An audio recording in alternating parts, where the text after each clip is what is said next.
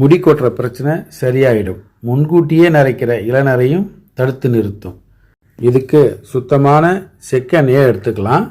ஒரு பாத்திரத்தில் எண்ணெயை ஊற்றிக்கிட்டு கத்தாழை ஜெல்லையும் அதில் சேர்த்துக்கலாம்.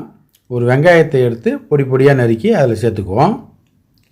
நெல்லிக்காயை எடுத்து அதோட விதையை நீக்கிட்டு அதையும் சேர்த்துக்கலாம். ஒரு கைப்பிடி கருவேப்பிலை, ஒரு கைப்பிடி மருதாணி இலை, 2 கொத்து வேப்பிலை, 2 ஸ்பூன் கருஞ்சீரகம், இது கூட 2 ஸ்பூன் வெந்தயத்தையும் சேர்த்து அந்த தேங்காய் எண்ணெயில் நல்லா கொதிக்க வச்சுக்கலாம். இது 2 நாள் அப்படியே வச்சுருந்து நம்ம வடிகட்டி எடுத்துக்குவோம். இது கூட 2 ஸ்பூன் விளக்கெண்ணையும் சேர்த்துக்கலாம்.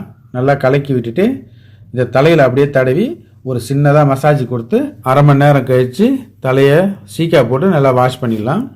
இதை தொடர்ந்து வாரத்துக்கு 2 தடவை செஞ்சுட்டு வந்தோம்னா முடி கொட்டுற பிரச்சனை இருக்காது. முன்கூட்டியே நரைக்கிறத தடுத்து நிறுத்திடும்.